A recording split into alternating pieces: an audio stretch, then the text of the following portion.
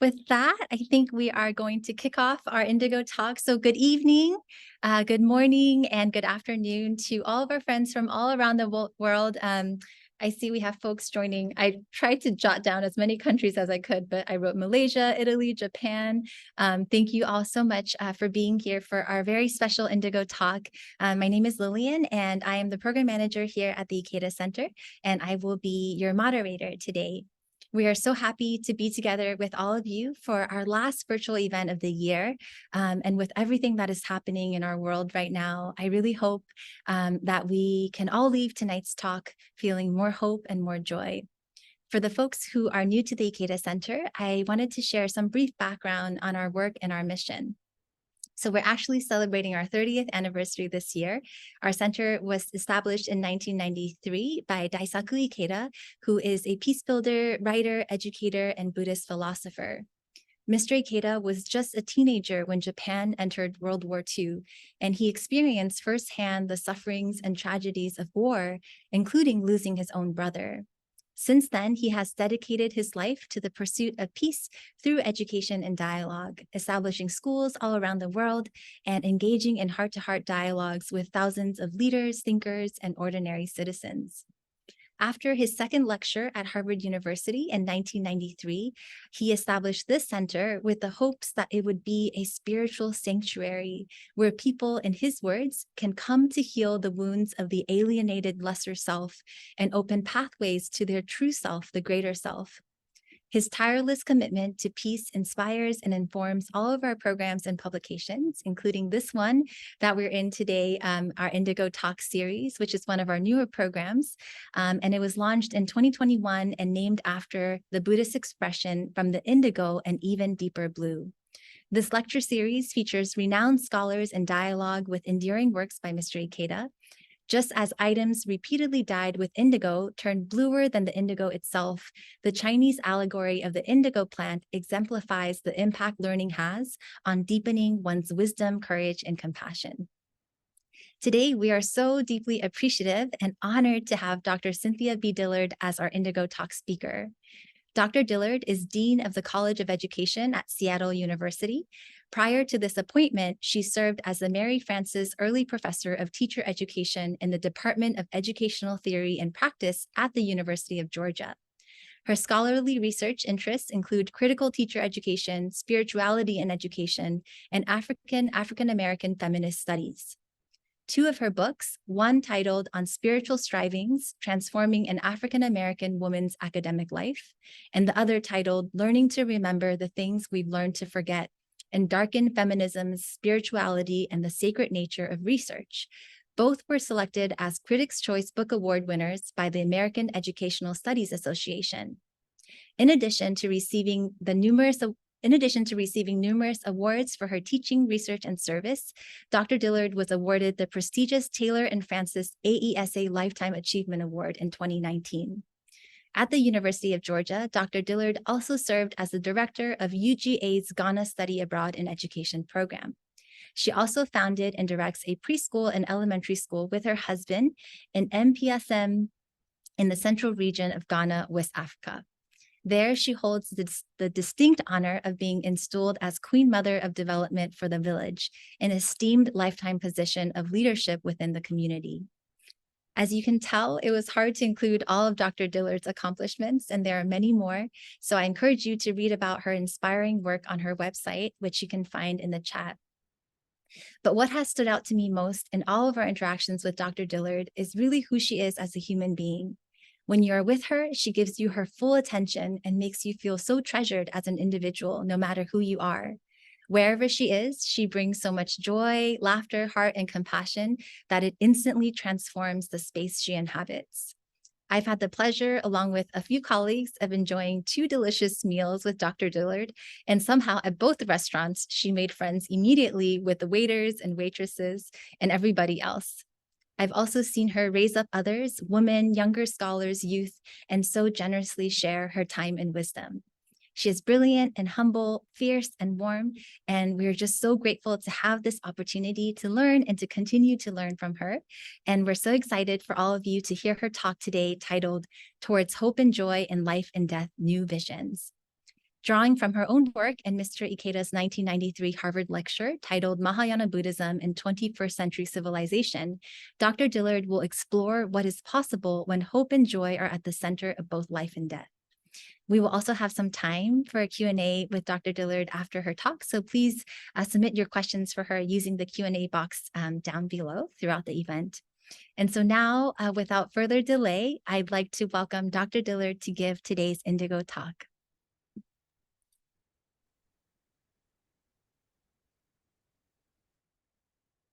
Hey. Lillian, thank you so much for that beautiful introduction. Beautiful introduction. Wow. Are we good? Do we have everything ready? Is everything good? Okay.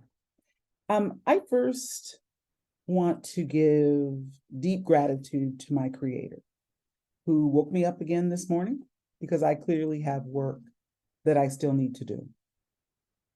I also want to give great gratitude to Lillian and Jason and Henri and Kevin and the entire Ikeda staff, Ikeda Center staff, on just their hearts, just such amazing people. And I'm grateful for this invitation.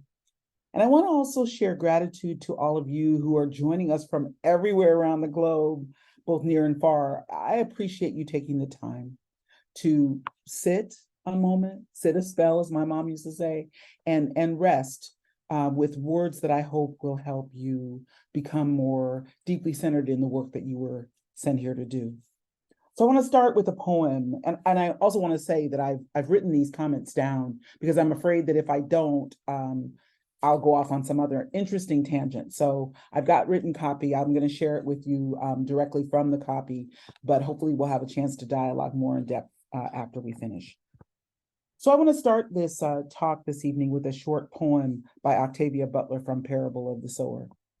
She says this: all that you touch, you change. All that you change, changes you. The only lasting truth is change. And in this 30th anniversary celebration of the brilliance and the wisdom of Daisaku Ikeda's 1993 talk at Harvard University, I feel a profound resonance between Ikeda and Butler's words as he recalls a Greek philosopher's declaration in the opening to the substantive part of his talk, this 1993 talk. He says this, that is Ikeda: all things are in flux, and that change is the essential nature of reality. Indeed, everything, whether in the realm of the natural phenomena or of human affairs, changes continuously, moment to moment. Nothing maintains the exact same state for even the briefest instant. In the realm of human affairs, through the course of histories and centuries and war and revolution, we have been witness to the most extraordinary panorama of societal transformation. Two questions from their words seem rather straightforward, but incredibly difficult for us as humans to embrace. So they are the questions I want to ponder with you today. The first: how do we live within the moment-to-moment existence that both Butler and Ikeda draw on to inspire a deeper experience of our lives? The second related question is this: what is possible when hope and joy are at the center of both that life we've been living and the death that is ours to come? Drawing on Ikeda's lecture at Harvard and through stories from experiences in Ghana and in the US, I want to explore what I believe Ikeda calls us to consider. First, he calls us to consider an acknowledgement of life and death as an inseparable whole in our cycle of formation as spiritual beings. And second, he calls us to exist as humans, and that existence be guided by deep appreciation for both joy and hope as central visions of a more essential and spiritual whole. In preparing for this talk, I found myself thinking about all of the essays and narratives and texts that I have written about the questions of life and death. I didn't realize there were quite so many. It is the rare case that I don't raise the absolute precious nature of this state we call life and the profound mystery of this state we call death. So I draw here tonight on very personal stories of the intimate symbiotic and spiritual nature of life and death as one essential whole in human experience, one that I am still learning to embrace even in its mystery. I hope that in this sharing that you will be moved to share and remember your own stories as well. So I'll start with this first story. I call it story number 1, and I title it, "We Are Your Greatest Dreams, and We Are Still Here." Now, I have been going, as was mentioned in the biography or the introduction, I have been going back and forth to Ghana with groups of students and other women scholars for years, for 20 plus years. And I went back to some writing in 2010 that I had done in a volume that was published by George Day entitled Indigenous Philosophies and Critical Education with a graduate student of mine, Charlotte Bell. This book, first of all, you need to get this book, but second of all, in this book, in this reader, I describe what it's like to visit and remember in spaces of memorial that are hard, that are filled with that sort of sense of violence and death. So I want to talk with you or share a story of our time and this was a group of African-American women, of our time in the slave dungeons in Ghana, West Africa. So I'm sharing this directly from the book. Our final place in the dungeons is a location and fixture common to all of the dungeons that dot the western coast of Africa, used for the horrific transatlantic slave trade about 400 and some odd years ago. This place is called the Door of No Return. There we learned that once a captured African person went through these doors, they lost all contact with Africa. Now, the transatlantic slave trade lasted 500 years. So it was 500 years of captives through these doors like this of no return. Now, the lowest estimate is that over 2 million enslaved people passed through the Cape Coast slave dungeon alone. And about 1/3 of those did not survive the inhumane conditions in the dungeons. To really remember this number hurts to the soul, even as we write it and we remember it again and again. There in the dungeon, we can see our ancestors as they walked, often crawled through this door, the hard sand and rocks beneath their feet grinding into their knees. Cannon stood facing the sea, looking out over the ocean like big black binoculars, seemingly watching the waves.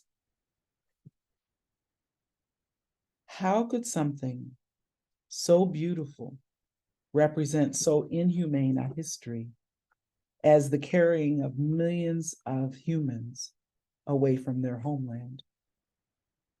Patrick, our guide, says that outside the slave dungeons, visitors are met with the beautiful statuesque stature of the castle.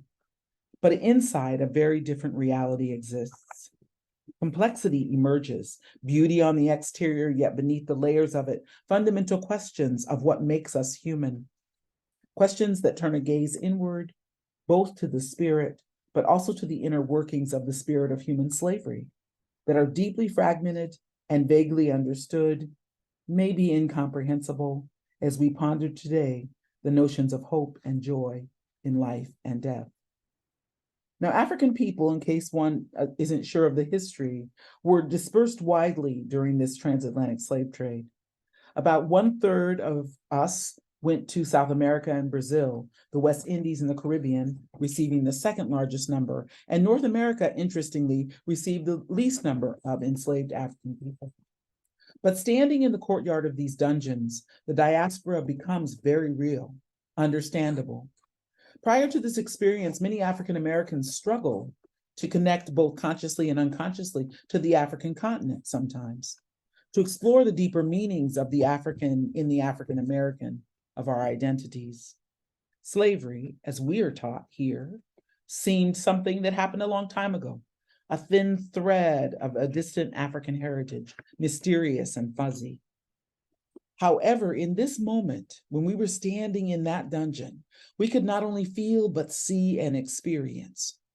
We are a part of the African body throughout the world. Beautiful Black people. Through the door of no return, our ancestors were taken with the ancestors of many Africans from one soil, from one homeland, to many different parts of the world. Being an African American connects us to others in the world beyond the United States then. Whatever doubts concerning our place and relationship to African people globally were dismissed in that day and in that place. Here in the slave dungeons, we stood in a place that allowed us to see our African heritage and our connection as Indigenous persons in the African diaspora. Our spirits reoriented themselves to the world, metaphorically turning those slave ships around to face the continent. Walking back through the door of no return and then turning around and walking back through that same door was symbolic of a return that generations after slavery was really not supposed to ever happen. Yes, the name of that door embodied the desires of the slave traders, but nothing can keep a people away from their home forever. In life and in death, we are Black people. And on that day, we gave thanks, embodied in the letter below, one that carries the profound new visions that we have of our work and our lives as African-American women scholars. So this is a poem that I wrote that was in that book, on Spiritual Strivings. The letter goes something like this. Dear and wondrous ancestors, we come before you on this day in deep gratitude to honor you, upon whose underground cells we sit, the sun on our shoulders, free to look out over the blue sea, free to make decisions about our work, our purpose, our bodies, and how they will move in the world.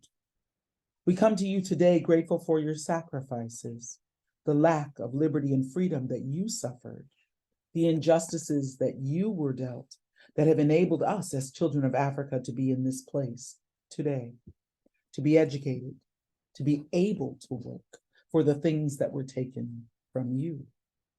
We render ourselves we render ourselves humble for your lives, and we recommit ourselves to the hard work of justice making, of freedom making, of the human right to become more fully human. We are reminded today of our privileges, dear ones, received only through your choice to survive. We pledge to our Creator today and to you, our dear guides, to continue your work, which is our work, with renewed vigor, with wonder and awe, with a joyful heart. And as they say in Ghana, Aiko, Amen. So the second story I titled Life and Death as One Eternal Moment, full circle into the nature of things. And again, I'm drawing largely on a story that I told in this book on spiritual strivings. About, 23 years ago, I found myself focused on a chapter that I wrote in 2000 on this first book on spiritual strivings. I want to share this excerpted part of the essay today. I'm using on this question of learning to live our existence moment to moment in ways that inspire a deeper experience of our lives and of death. It is a very personal story, prompted by my own ongoing study and engagement with the power of spiritual practice. In the work of this book, I was led to another book by Buddhist Thich Nhat Hanh and Daniel Berrigan, which you should read, entitled The Raft is Not the Shore, Conversations Towards a Buddhist Christian Awareness. In one essay, they engage the ideas of memory and Eucharist and death. And these three topics seem particularly fruitful grounding for rethinking the meanings and purpose of life and death from a spiritual context. So in this second story, I want to examine that idea that Ikeda raised, that life and death are one continuous and eternal moment, ripe with possibilities of awareness of the essential knowledge of those things we desire to bring into being.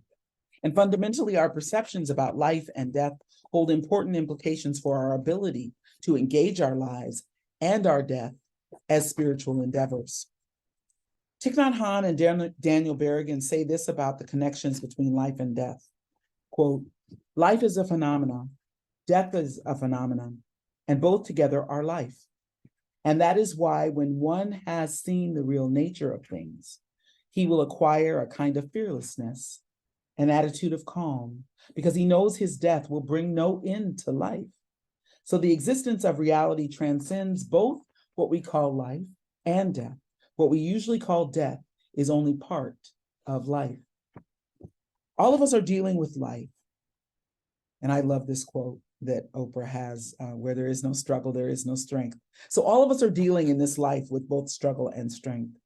Maybe it's a life-threatening health condition that we're dealing with, such as attention deficit disorder, or maybe HIV or AIDS. Recently, it was COVID for me for 2 full weeks, and still, on this road of recovery. Maybe it's residue from the COVID-19 global pandemic that seems not to be able to let us go. Maybe it's the challenges of homelessness or the lack of community that is all too often the daily reality for entire segments of people. Maybe it's the reality of violence and war against Black folks and others who do not embody the social identities that have been normalized and valorized in our society.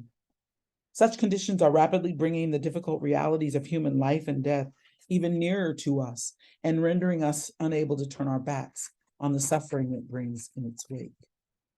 From my view and what I intimate in that book that I showed you a little bit earlier, and also in this book, my most new book, The Spirit of Our Work, Black Women Teachers Remember, is that what we see and experience as suffering always comes also with the invitation to an awareness of life and ultimately to our own and others' eventual death. It seems that in the Western world, we consider death in our lives as some sort of enemy to be overcome, and certainly something to be avoided for as long as possible. What we call the good life has no room for consideration of this thing called death. So as Ikeda raises in the Harvard as a, quote, we have diverted our gaze from the most fundamental of problems. Death has been driven into the shadows and is considered something to be abominated only. And thus the solely negative perception of death prevails. Interestingly, when we begin to unpack our collective desire to live good lives, we find very contested cultural spaces among us, with our contest and struggle being fundamentally about what a good life might even be, especially as we realize that the capitalistic race that we're often running for bigger and better material goods, larger stashes of cash, and our near overwhelming pursuit of the American dream has not yet created the happiness that we assumed would be its ultimate reward. Rabbani shows us the futility of these pursuits. Says, you call your 1,000 material devices labor-saving machinery, yet you are forever busy. With the multiplying of your machinery, you grow increasingly fatigued, anxious, nervous, dissatisfied. Whatever you have, you want more. And wherever you are, you want to go somewhere else. Your devices are neither time-saving nor soul-saving machinery. There are so many sharp spurs which urge you on in these things to invent more machinery and to do more business. Now, the trends and topics in my own field of education have followed a similar trajectory. As we look at the current hot topics in educational research and in teacher education in this new millennia, the focus is largely on issues like the devastating effects of violence in society, racial and ethnic difference, urban and inner city schools and community, poverty, and our newest nemesis, terrorism. We research, hoping to find appropriate responses to these social ills. Teachers research and teach as well, desperately seeking knowledge to respond to the ways that these ills show up in our daily lives and the lives of the children they teach. But what is often prevalent in our research, and I'm including myself in that work, and what we are all too often fascinated with, are the shadow sides of the lives and contexts of those we study.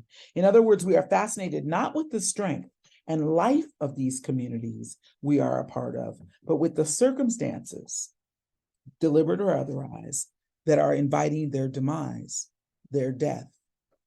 Too seldom do we honor through our study the endless and incredible and resilient possibilities of life and work of people within these communities, brave men, women, and children who have not only reframed or even conquered the fears of death, but can bear witness to such transformation through great acts of hope, joy, faith, courage, and spirit. And in that moment, I'm reminded of folks in Palestine and Israel at this very moment who are having to reframe, right? Whatever death means in their daily life, in the conflict that they are struggling with right now. Now, I started the essay that I'm talking about in 2001 after returning to the United States from a pre-Christmas trip to Ghana. It was a particularly special trip, one that included the enchanted recognition of the man who would become the beloved in my life, my Henry. Having been born and raised in Ghana and having never been separated as African Americans were from his rich African cultural knowledge and traditions, I marvel sometimes at his ability to embrace the journey of life and its ultimate passage in death with seemingly little fear and with the grace of a man who deeply understands the historical and continuous nature of life and death that manifest as near daily realities in Ghana, given the hardships of life in that developing country.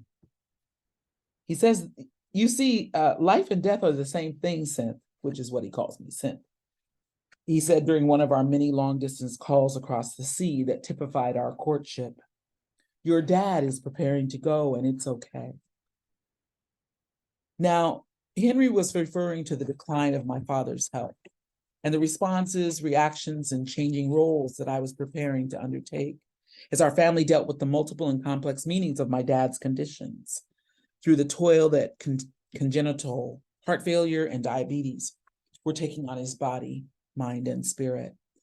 Because I lived at that time in the state of Ohio and the rest of my family was living in or nearer to Seattle, my involvement in the everyday caretaking for my dad was limited to occasional visits. Most often, it took the form of regularly talking to him on the phone, sharing ideas that cheered him or updating him on the goings on in my life. We're both teachers, which was also something that joined us together. And we always talked a lot more when it was the season for planting or tending the garden, a real garden, something my dad and I enjoyed together as I was growing up. My other caretaking role was with my mom, who was engaging in the often daunting tasks of being the sole caretaker for my father. With her, I listened to her frustrated descriptions of the headaches and the heartaches that she felt and the complex decisions she was making on a daily basis in light of my dad's needs. My younger sister, Celeste, a registered nurse, was truly a blessing in our family. She was able to decipher the medicalese, I'll call it, involved in dad's near constant care, and was thus able to assist mom in the day-to-day caretaking that my dad needed, both inside and outside of endless hospitals. But returning from Ghana this trip and recognizing that my dad's condition was becoming critical, brought long deliberations and discussions with him, with various health professionals about the need for a level of care that we could no longer provide at home. Just a week before Christmas, we moved him into a private nursing home and made the commitment as a family to be there with him daily, to help create a new home for him in this space that was as joyful and hopeful as we could.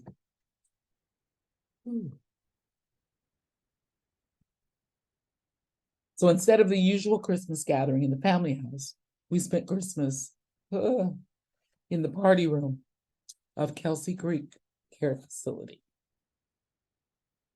Deep breaths.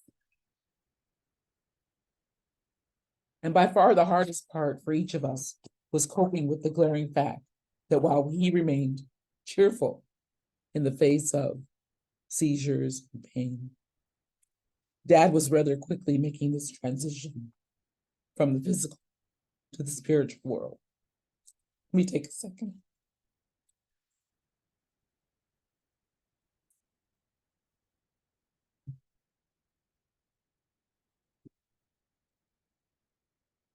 This is that moment in the Black church where folks would be hollering at you in the most beautiful way. It's all right. I'm calling them now. It's all right Take your time. So those of you who have been in Black church before, you know those moments. It's all right, take your time. So I'm taking my time in this part. A few days after Christmas, I visited my dad for what would be the last time in his life. He lay there in the hospital bed, as if dreaming, a slight smile on his thinning face. We exchanged pleasantries, and I fastened a new, much-needed elastic strap to his heavy eyeglasses, adjusting them and laying his head on the hospital pillow. It had been a long time since I'd had these kind of intimate moments with my father.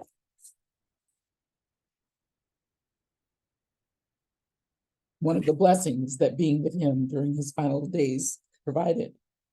He asked about the progress of my writing, his modern day version of the question he always asked when I was a child. What did you do in school today? We talked about Ghana. The place was magical for him, but that he never had the chance to visit.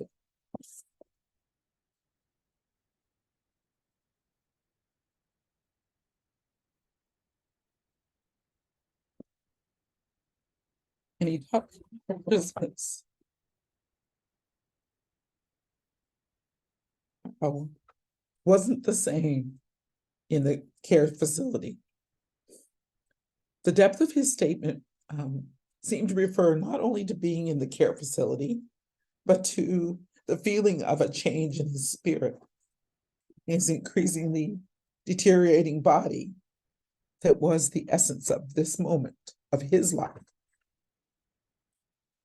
During one of my the mini silences, something that he and I were very good at and very comfortable with, I realized that as a family, what we really wanted was for him to stay with us, to never leave us.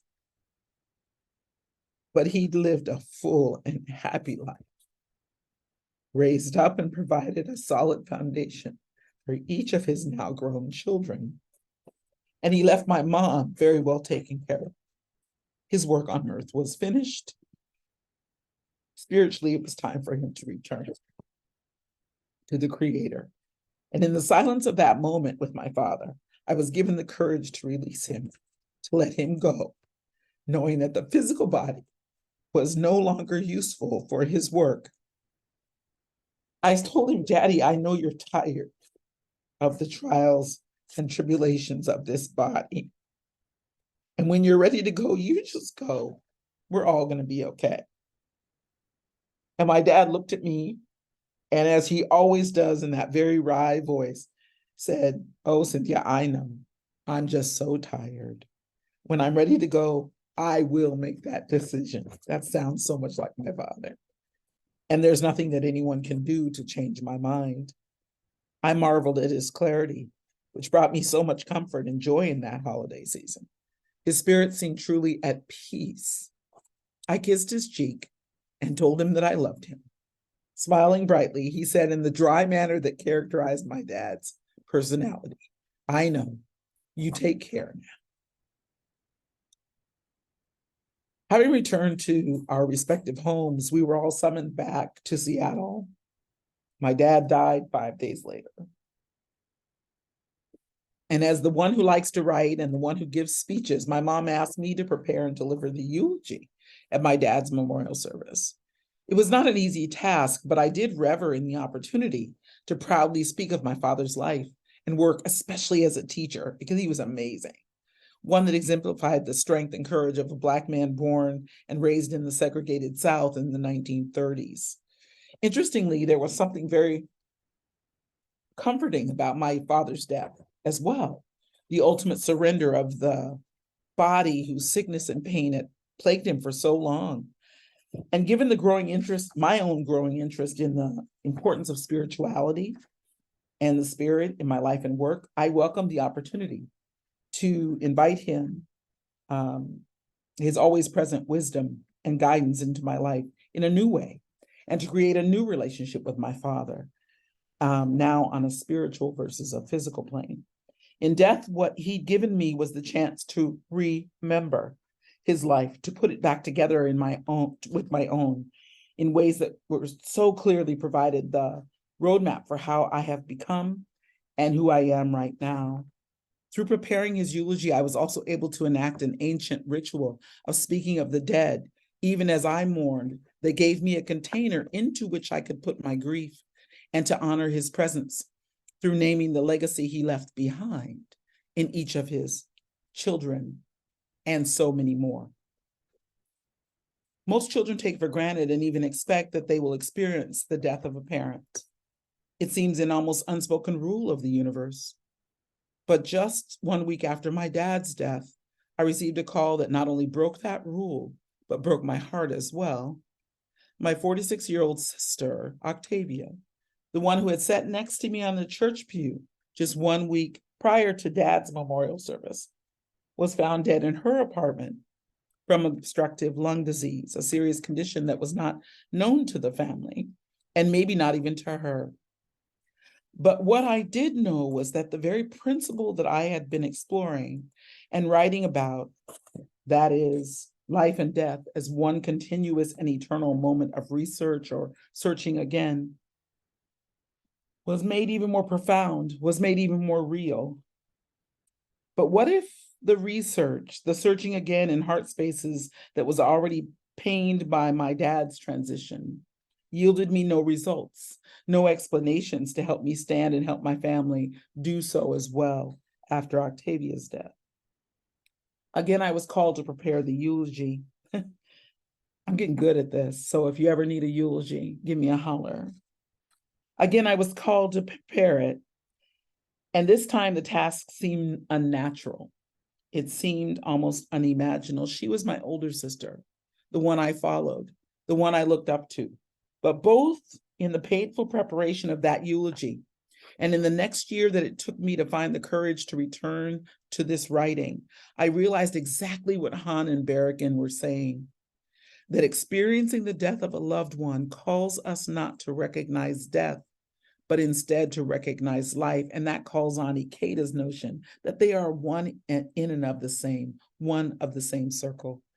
And when we choose to share the contributions and stories of the human journey of those who have died, we usher in a sacred space of relationship with them that recognizes both their life and death as part of the same joyful event.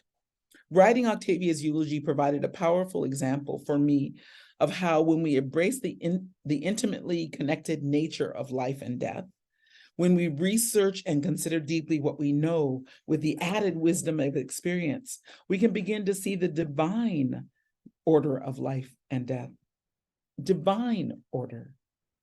And such seeing can spiritually transform our mourning of death to the powerful affirmation of life, one that is expansive and more fully human as well as divine.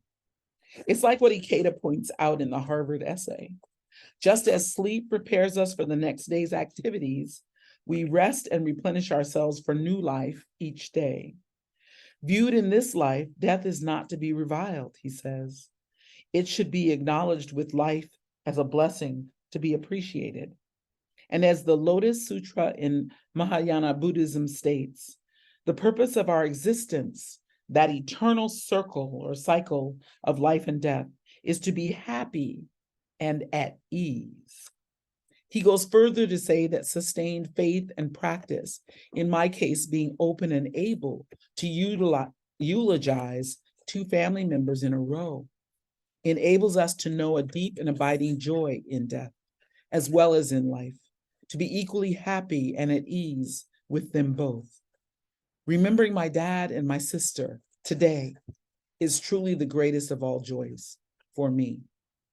Now, I had some text about her eulogy that in the talk, but I think I'll skip to the last part about some questions, new questions that we might ask about life and death. So I'll go to slide 15, the labyrinth slide. As a teacher and researcher, I often rely on my academic preparation and experience to make sense of the everyday happenings in my life. However, no amount of rational thought, intellectualizing, data analysis, or study could help me understand why my father and my sister had to die when they did, or why they died so close together. But when they died, they helped me to understand that life is energy, changing places and forms all the time.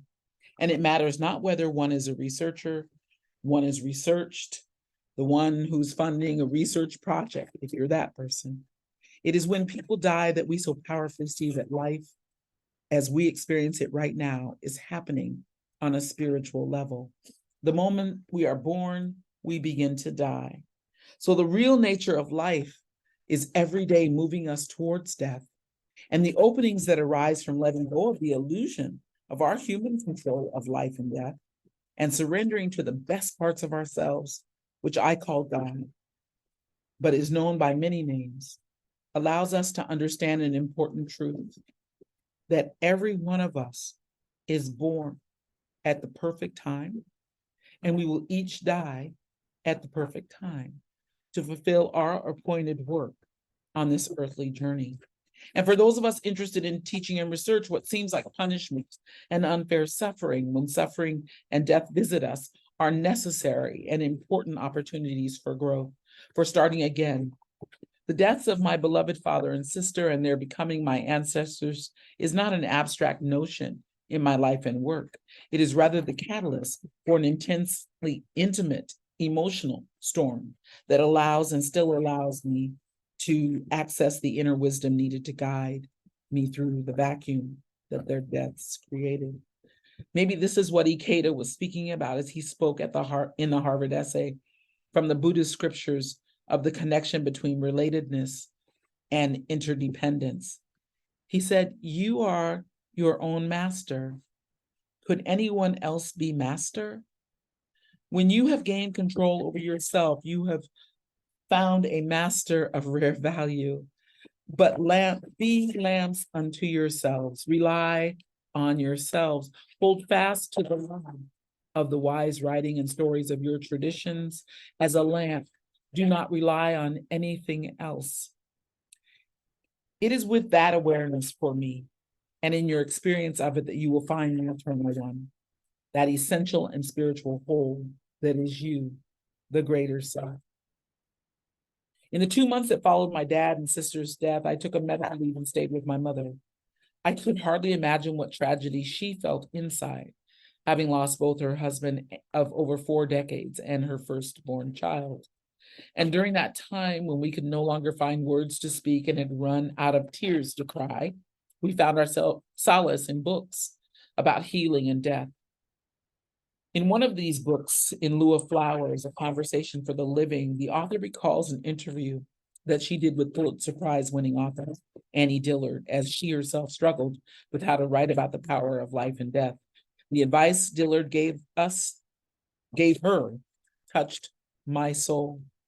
Dillard said, I love that we have the same name too. Annie Dillard says this, "Write as if you are dying," she says. At the same time, write for an audience consisting solely of terminal patients. That is, after all, the case. I want to make sure we have time at the end for some questions and thoughts.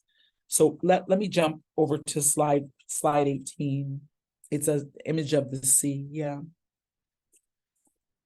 At its essence, it feels to me that our journey should be about one thing, about the lessons that come from the full circle of birth and life to death and life anew, and our ability to be able to stand before both without an absolute desire for the former and an absolute fear of the latter.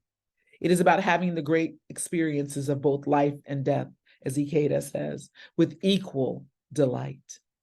While these have been my personal stories, I hope they have helped raise some personal questions about how you will think about life and death in your world. I want to end where I started with the words of Octavia Butler from Parable of the Sower, with one addendum as the last sentence. All that you touch, you change. All that you change, changes you. The only lasting truth is change. Life and death are merely change. Thank you so much. Thank you so much, Cynthia. Thank you for your vulnerability and for showing us what true strength looks like. And thank you again for such a profound and powerful talk. I wanted to jump through my screen and into yours, Cynthia, and be together with you. And you know, I was thinking as you were giving your talk that I felt like your dad and your sister are with us today. And so I want to acknowledge them and thank them for allowing us, as you shared, to appreciate and understand more deeply the oneness of life and death. And as you said, to recognize the preciousness of our life. So thank you for sharing such a gift with us, Cynthia.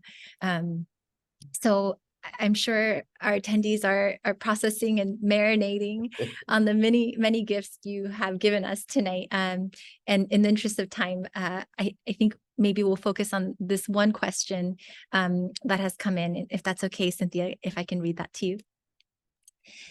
So the question is, thank you for your moving and inspiring talk. At the beginning of your talk, you asked, what is possible when hope and joy are at the center of both life and death? This is central to Ikeda's Harvard lecture as well. In sharing your own beautiful experiences with us, I was curious to hear your thoughts on how we can hold both grief and joy at the same time. Oh, wow. It feels to me like part of it is just getting used to holding them, like not trying to push one away and hold one up. We tend to want to hold life up as something special and desired, and death as something that is not. And it's only when you can kind of live in that space where you can hold both of them, as Ikeda says, with delight, that we are able to sort of walk with some sort of peace, right, in this place. So that for me feels important. If we are able, if one is able to sort of not valorize one and negate the other, or run, the other direction, that both of those things have to be held at once. How do I both live the fullness of this life? And how do I also recognize that I will die and people will die, but it is a change in form, not necessarily a loss in the greatest sense. One still has access, as you very well pointed out, to the spirit of the people who have left us, and that will also be us. And so getting comfortable, I was thinking about Beyonce's song, being comfortable with the idea that you will be someone's ancestor someday, and therefore living the life that will allow them to want to call you back. As you said of my dad and my sister, to want to call you back. That feels like an important recognition and an important skill, if you will, an important disposition to begin to try to cultivate as we're walking through this part of it called life. Wow. Thank you so much, Cynthia. Yeah. I was reminded of Ikeda often cites this proverb that one is the mother of 10,000. And I think it's so important, as I'm watching you and listening to you, of us modeling what this comfort in these spaces, because I think we don't see it in our society, right? So we don't know how to do it. And so thank you for modeling what that looks like for us, so that we can create this new understanding of life and death for our society at this time. Thank you. Thank you. So there's a lot of comments coming into the chat. Thank you all for sharing. And when you were sharing your story, Cynthia, many attendees were telling you to take your time and thanking you for sharing this gift of life and death with us. So we'll make sure to send the comments to you. And as we get close to 8, actually, we wanted to spend a few minutes. Well, first of all, Cynthia, I want to just thank you once again for sharing this gift with us. And at this time, we wanted to spend a few minutes to hear from all of you, actually, what you're taking away from Dr. Dillard's talk tonight. So you'll see on the screen a link that says menti.com. and a code at the top. And so if you can please use your phone, tablet, or computer to go to that link and enter the code and let us know what are your takeaways from Dr. Dillard's talk today. We'll give you a couple minutes. There's music playing, and I'll read some out loud as they come in before we wrap up the evening.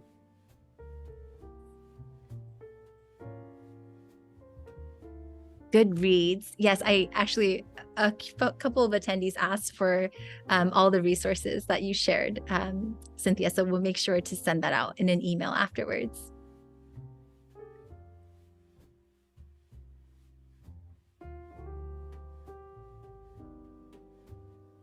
Embrace life.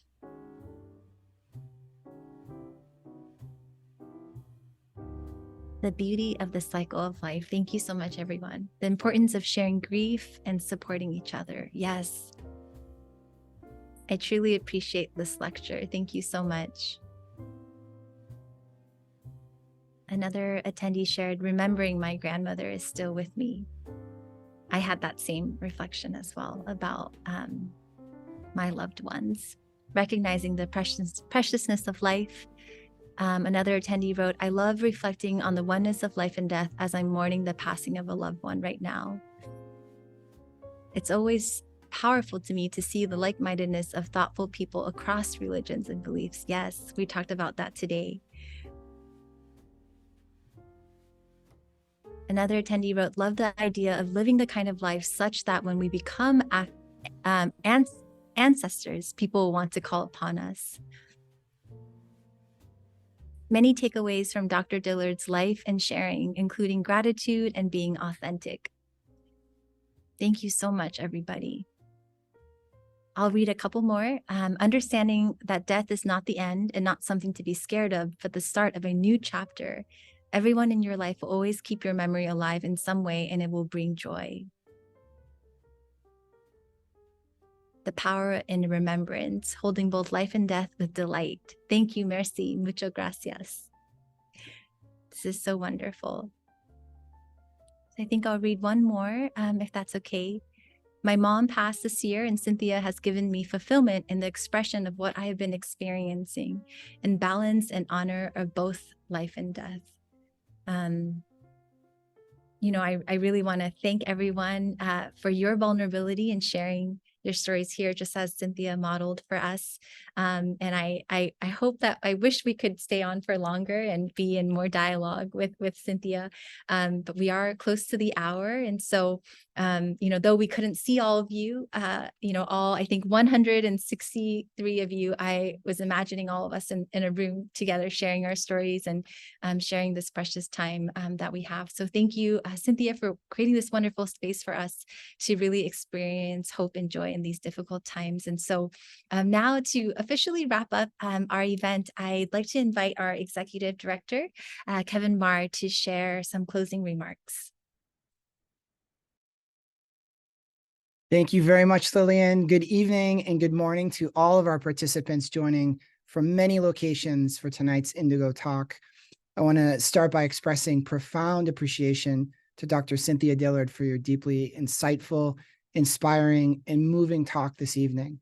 What a powerful and timely presentation.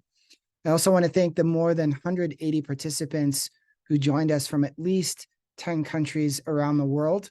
We're so pleased that you could join us for this event and are grateful for your thoughtful questions and your reflections that continue to come through the chat on this theme of hope and joy in life and death. In addition, I want to express my deep gratitude to my colleagues Lillian, Henri, Priandra, and Jason for your tremendous efforts in organizing this event and for all your behind-the-scenes efforts working both prior to and throughout the evening. As Lillian shared at the beginning of tonight, this year marks the 30th anniversary since the founding of our center. We were established on the same date that Daisaku Ikeda gave his second talk at Harvard University, which was referenced by Dr. Dillard, titled Mahayana Buddhism in 21st Century Civilization. And in his talk, Mr. Ikeda outlined some key contributions that Buddhism can make toward the peaceful evolution of humanity, starting the lecture exploring the Buddhist view of life and death. And each of our programs this year, we've examined key themes from this talk with a particular focus on what lessons they offer us at this critical moment in world history.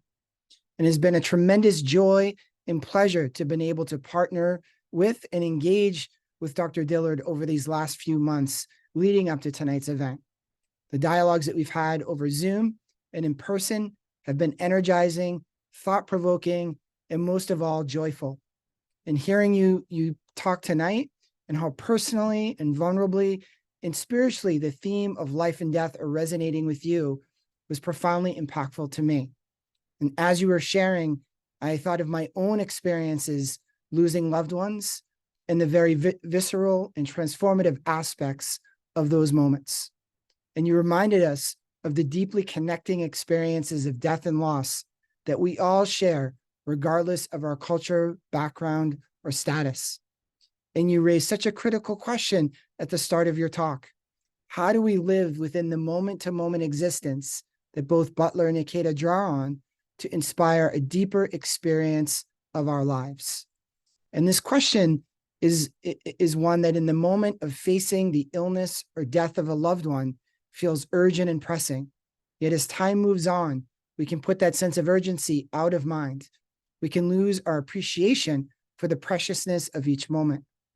On this point, I was struck by your emphasis that ought we not be researching, teaching, and writing as if we were dying.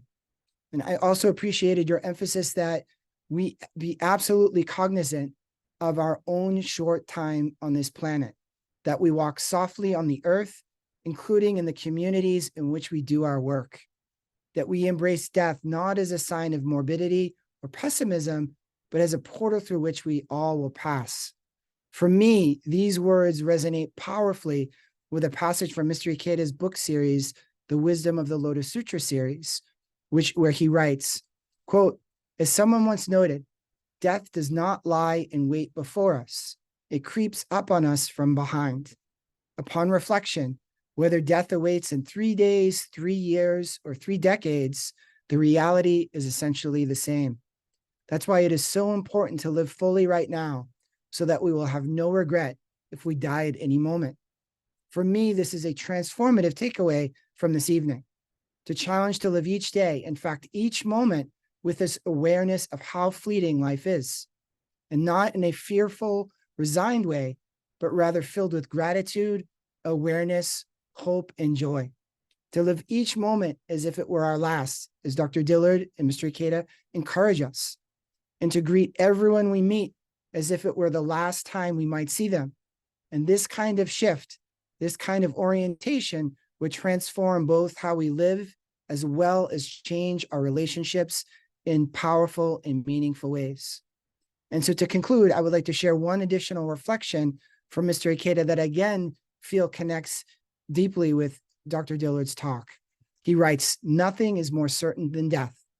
That is why it is vital to immediately set ourselves to the task of accumulating treasures of the heart that will endure for eternity. Yet the great majority of people put off this most crucial of all tasks and leave it for some future time." He continues, "An awareness of death gives greater meaning to our lives. Awakening to death's reality prompts us to seek the eternal and motivates us to make the most of each moment." And so with that in mind, I want to again thank Dr. Dillard for your inspiring, hope-filled talk, and also to thank all of our participants for joining us. And have a great evening, and please take care. Thank you so much. Thank you so much, everyone. Thank you, Kevin. And thank you once again for joining us.